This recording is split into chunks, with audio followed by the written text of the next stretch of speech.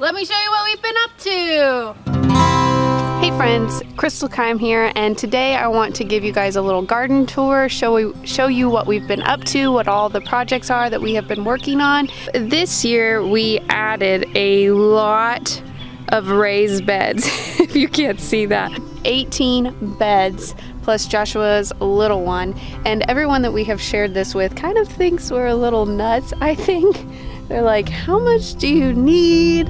But all of them have said, you are gonna have your work cut out for you. That's a lot of hard work. So here, we just filled these with dirt the other day. We do a mixture of topsoil and 50% topsoil and 50% compost. Matt has a video about that just came out today. I will link it for you guys. And then over here, these are some plants that I bought.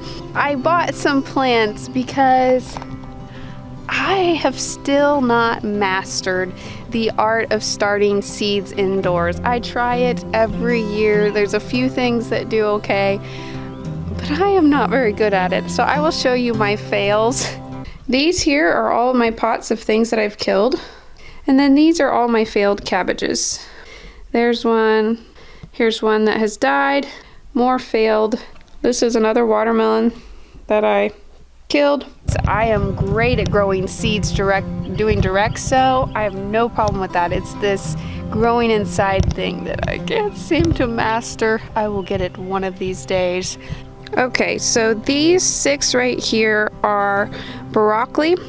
We got those for like $2 for 6 of them. We thought it was a pretty good deal. Obviously seeds you get more, but I'm not great at seeds. And then these here are Brussels sprouts. I've never grown them before. All right, so this box here is the first box that I planted. I talk about that in my last video. You guys can go check it out. I was a little hopeless that these seeds would come up. This one also, we put in our compost that we did. Our compost was not the greatest compost. We had dug up some flower beds, so it had a lot of clay in it. So you will notice there's quite a bit of weeds in here. I will be cleaning that out as the weeds get a little bigger and we know what's what a little better. But I've got some spinach in here. These were some old spinach seeds, and they have not been producing as well, so I didn't get a full row, but I bought some more spinach to fill that out. These 2 rows here are kale. These here are some radishes. You see the red there. I think these are a purple variety, if I remember correctly. Right here, those 5 plants you see, those are collard greens. I planted those for my mama. She likes her greens. Some of the weeds, quote unquote weeds that are growing are actual plants. That's a tomato plant right there in the middle. There, tomato plant. This one here, this guy, that's a tomato plant. So I'm gonna let those grow, see what they do. And then also like right here, this from our compost, this is some sort of melon, cucumber, watermelon, some sort of melon coming up here. What those are, they're just seeds that have come up from the things we've composted from our kitchen. I've got some cabbage right here. This is just your typical normal cabbage. And then I've got some red cabbage here. This is our onions that we planted. We planted these from onion starts that we bought at our local store. And what I did is I planted 2 sprouts, 2 seedlings together, because usually when you do seeds, you plant a couple seeds and then you pull them out. But I have found with the onions that may have not been a good idea, because they're really hard to pull out and you might disrupt the roots of the other. And if you just pull the tops off, they grow right back. So I may have some deformed onions. I am not sure. So this is something that we can learn together. Some of you probably know. Send me some tips if you've grown onions before. Here, these are potatoes. I have 2 different varieties of potatoes. I don't know their technical names off the top of my head, but they're your traditional like brown type potatoes. Tons of sprouts. Let me show you real quick. See all those potatoes coming up there? There's one right there, a little one. Some down there. So potatoes is something I have done before. I'm not an expert at it, but what I'm gonna try to do, I think this is the right way to do it.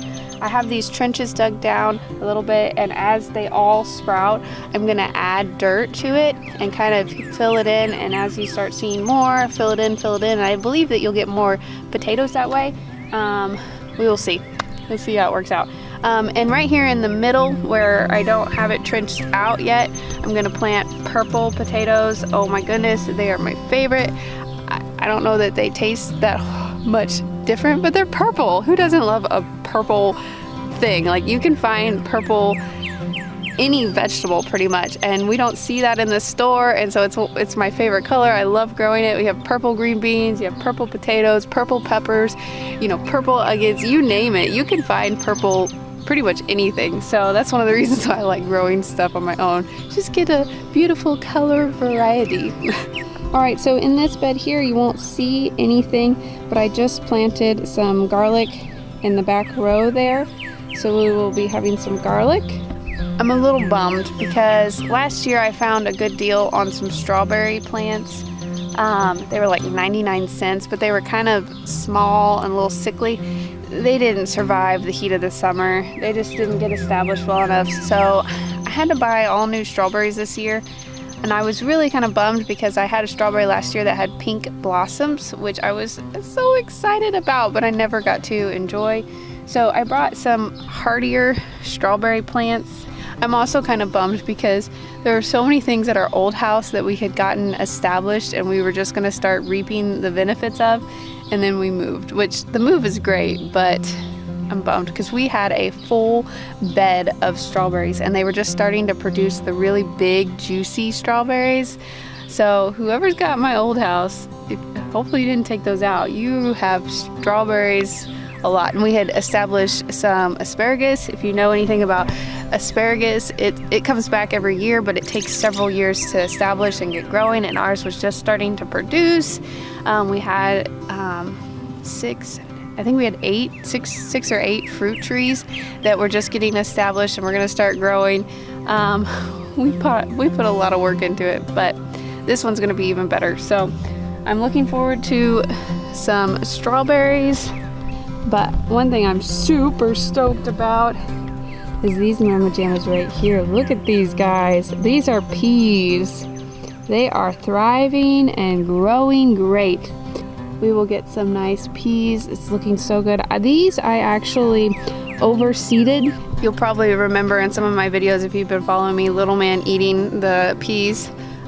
With the peas last year, we planted them too late. We didn't have enough, and so Little Man would eat them all before I could even get them inside. So hopefully we have a little bit more. Also, I will be planting more peas. This is just the beginning. And then one thing I'm excited about too right now is we've got cilantro. I planted a bunch at the end of the season, but it was just too hot. So we've got a bunch of cilantro that's popped up and it's seeded itself. So I'll be harvesting that. It's kind of sporadic. That's one thing, it seeds itself, so it kind of can take over. And then right here, kind of in the cilantro, is some thyme. I'll be harvesting some of that soon, and I will be drying some of this out to make some spices. And then also my sage came back. I have planted some herbs from seeds. Little Man helped me with my sticks, so I kind of have to guess and remember what they were, but I tried to plant some dill, some basil seeds, some chives. I think that's fennel. I don't even know how to use fennel, but I had it, so we planted it. So we'll see if those come up. We just planted those recently.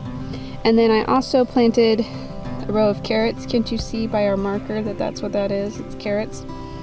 So there's a small row of carrots right here, rainbow carrots. What we're gonna be doing here is between the two rows of beds, we're gonna be mulching it. We're gonna put some trail walk mulch down here, so this will be mulch. We won't have to mow or weed eat or worry about it, hopefully. I'm really excited, and hopefully it's gonna be a little pretty too, pretty walking experience. We are going to be putting in some trellises. I'm so excited.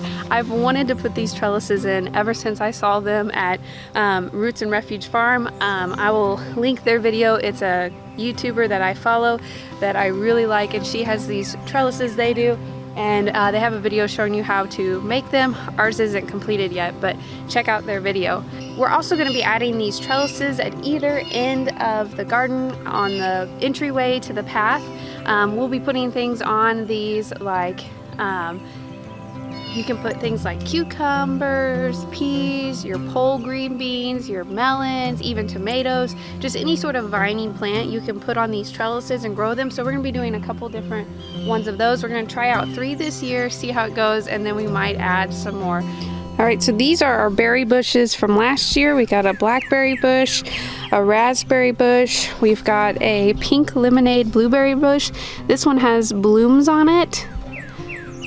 Here we have another blueberry bush, our biggest blueberry bush, and this year we just bought some more. So we have another raspberry bush here we just planted. This is a raspberry bush. Wow, it just sprouted. It was just a stick like 2 days ago. I won't focus on that.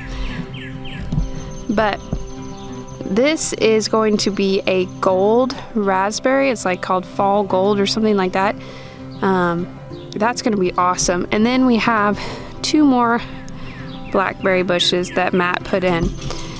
So we're still learning on the berry bushes. If anyone has any tips about pruning, how to make them produce more, how to take care of them, send them my way. I'm going to be researching that. We've kind of just, up to this point, just plant it and and water it, and that's about it. So we've got to learn how to take care of these so that they can produce more. So that's something that we're going to be working on this year. I'm going to be working on this year. One other thing that I wanted to show you guys, I found an awesome deal yesterday. There was a bunch of plants at our local hardware store that were like 75% off. Because they were like, they're spring plants, and so you know, you kind of need to have them planted if you wanted to have them produce anything, but they are going to grow again. So I found these guys. They are kiwi plants. I bought 3 of them. I bought all 3 of these for $4. They're usually like $11, $12 a piece. Now I don't think these are, I think it's a little misleading because I don't think they're kiwis that look like this. I don't think they're the ones with the brown skins. I think they are more like what we see on the pot. They're more of like a green kiwi that has a different type of skin. So that's the garden. That's how things are going. Matt and I are prime examples of just jumping in and doing it. You know, just winging it and figuring it out as you go, as you can see, but you learn a lot that way. I know I get super excited about it, and it's not everybody's thing, but it's my thing, and I thank you guys for being willing to share it with me and let me share it with you. I hope that my garden and my videos can send you some encouragement, maybe teach you a few things. If you like what you see, be sure to subscribe. Lots more to come. I say that always, but there's lots more to come. All right, I'll see you guys later. Bye.